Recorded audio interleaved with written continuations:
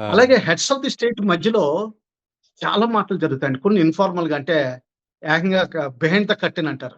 ఆ! అంటే ఏంటంటే బాల్కనీలో నుంచొని మాట్లాడుకుంటారు. ఆ! ఆ! అప్పుడు ఒక్కోసారి కొన్ని మాకు అంటే విషయాలు తెలుస్తాయండి. ఒకప్పుడు వాజ్పేయి గారును, ముషర్రఫ్ గారు మాట్లాడుకున్నప్పుడు ఓకే. నిజంగా తిట్టుకున్నారని మా రిపోర్ట్స్ వచ్చినాయి.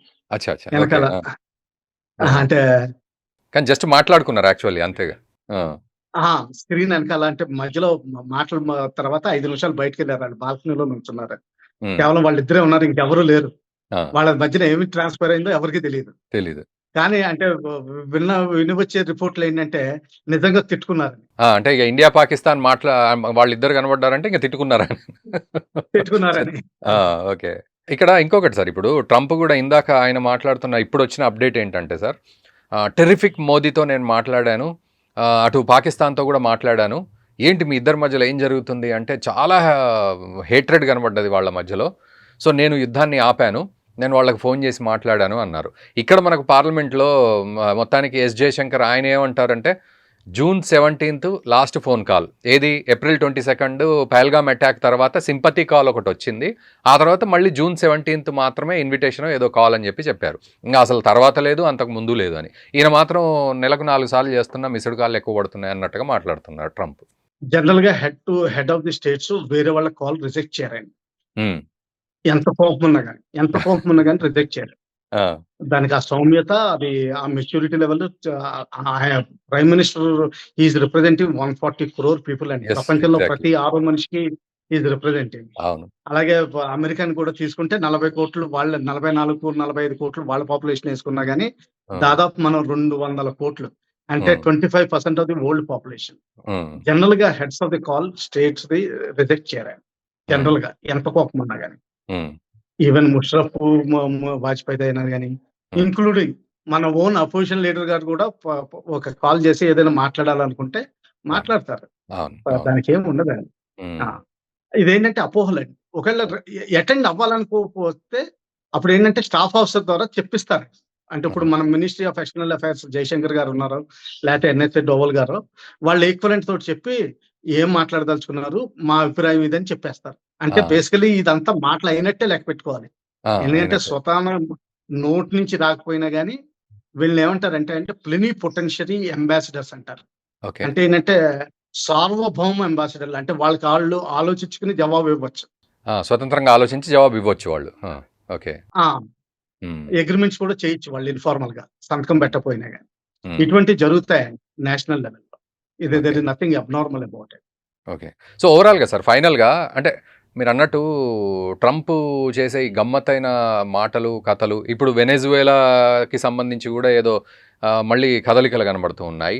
ఏమిటి 7 యుద్ధాలను ఆపి లాస్ట్‌కి ఏం చేయబోతాడు ట్రంప్? ఏంటి ఆయన డెస్టినీ ఏంటి అసలు? ట్రంప్ గారి పర్సనాలిటీ ఏంటంటే అండి, ఆయన వెరీ ఫాస్ట్ డెసిషన్ మేకర్. చాలా ఫోకస్డ్ మనిషి. బిజినెస్ హ్మ్. మీద ఫోకస్డ్. హ్మ్. ఆయన రీచ్ సపోర్ట్ అంతా బిజినెస్ మీద ఉంది కాబట్టి వస్తుంది. మేక్ హ్మ్. అమెరికా గ్రేట్ అగైన్ అన్న దాని మీద థీమ్ మీద ఆయన వర్క్ చేస్తున్నారు. హ్మ్.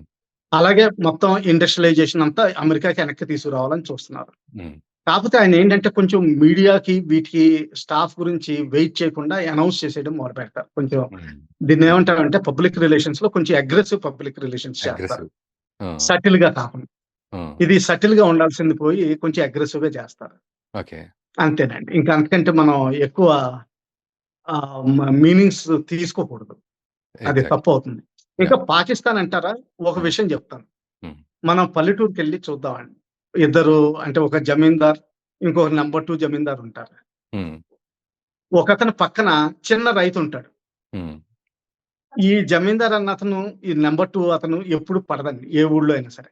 హ్మ్. ఈ చిన్న రైతు ఎవరైతే ఉంటారో అతను హ్మ్. ఈ పెద్ద రైతు చెప్పే మాటలు 100% వింటాడు. అవును. పాకిస్తాన్‌కి ఏంటి ఎకానమీ ఫెయిల్యూర్, పొలిటికల్ ఫెయిల్యూర్, అదే రిలీజియస్ కూడా ఫెయిల్యూర్. హ్మ్. సున్నీస్ మధ్యన గొడవ అవుతోంది. బలూచిస్తాన్ గొడవ అవుతోంది. టీటీపీ అవుతోంది. టీటీపీ అయితే మొత్తం మేము ఇస్లాం వాదం తీసుకొస్తాం. హ్మ్. ఇస్లామిక్ రూల్ తీసుకొస్తాం అని చెప్తున్నారు. హ్మ్. So, it is almost failed state ఈ హ్మ్. రోజుని. సో, అమెరికా ఎవరు డబ్బులు ఇస్తానంటే వాళ్ళ మాటలు వింటుంది. చైనా హ్మ్. దగ్గర నుంచి డబ్బులు తీసుకుంటుంది. అక్కడ అమెరికా దగ్గర నుంచి అమెరికా డబ్బులు నుంచి. తీసుకుంటుంది. హ్మ్. సో, అమెరికా చెప్పినట్టు వింటుందండి వాళ్ళు. హ్మ్. సో, ఈయనకేంటంటే బిజినెస్ లక్ష్యాలు అక్కడ కనిపిస్తున్నాయి. హ్మ్. బలూచిస్తాన్‌లో మినరల్స్ ఉన్నాయి. అవును. తర్వాత వీళ్ళిద్దరి మధ్యన ఎంతైనా మనం అమ్ముకోవచ్చు. అవును. తర్వాత చైనా నుంచి వేరు చేయాలి. అది ఆ! కూడా పాయింట్ ఒకటుంది. ఉంది. సో, ఆ విధంగా ఆయనేంటంటే మామూలుగా ఇండియా ఏంటంటే పెద్ద దేశం. మన మాటలు వినకపోవచ్చు. అంతకుముందు కూడా నాన్ అలైన్డ్ మీట్ అని నాటోలోను, సీటోలోను, సెంటోలోను ఇటువంటి ఆర్గనైజేషన్‌లో మనం ఎప్పుడు జాయిన్ అవ్వలేదు. హ్మ్. సో, ఇండిపెండెంట్ స్టాన్స్ ఉన్న వాళ్ళని ఎవరు మనుషులకి నచ్చరండి. అవును. ఆ! సో, దేశాల మధ్య గూడా ఇదే పద్ధతి ఉంటది. నడుస్తుందండి. యాహ్! మీకు యాక్చువల్‌గా పల్లెటూరు ఎలా ఉంటుందో, పల్లెటూరు పాలిటిక్స్ ఎలా ఉంటుందో, అలాగే దేశాల మధ్యన కూడా ఎన్లార్జ్ అవుతుందండి. కొంచెం ఓకే. మోడిఫికేషన్స్ తోటి. ప్రపంచం పాలిటిక్స్ హ్మ్. గూడా అలాగే ఉంటాయి. బావుంది సార్. చాలా మంచి విశ్లేషణ అందించారు. అందరికీ అర్థమయ్యే రీతిలో, ముఖ్యంగా మన వ్యూవర్స్‌కి అర్థమయ్యే రీతిలో మంచి విశ్లేషణ అందించారు. Thank you very much sir. Thank you very much. Thanks. So, అది విషయం. సో, వ్యూవర్స్ మీకు ఎలా అనిపించింది? అంటే ఈ విశ్లేషణ ఎలా అనిపించింది? మీకు ఎంతవరకు దీని మీద ఒక అవగాహన కలిగింది? ఎందుకంటే ప్రపంచవ్యాప్తంగా చాలా విషయాలు జరుగుతూ ఉంటాయి. ముఖ్యంగా మన భారతదేశానికి ఏం జరుగుతోంది అనే తపన మనకుంటుంది. అండ్ టారిఫ్స్ గూడా స్టార్ట్ అయ్యాయి. మరోవైపు ఈ డీల్స్ గూడా మొదలవుతున్నాయి అంటున్నారు. మరి వాటి ప్రభావాలు ఎలా ఉంటున్నాయి? అండ్ ట్రంప్ గూడా రకరకాలుగా మనల్ని కామెంట్స్ చేస్తూ ఉన్నాడు. ఈలోపు జర్మన్ పత్రిక ఏదో 4 మిస్డ్ కాల్లున్నాయి మోదీ ఫోన్‌లో అన్నట్టుగా మాట్లాడడం. సో, ఇవన్నీ గూడా మనకు లేనిపోని డౌట్స్ క్రియేట్ చేస్తూ ఉన్నాయి. సో, అందుకే ఈ వివరణ తీసుకోవాల్సొచ్చింది వివి రావు గారి దగ్గర.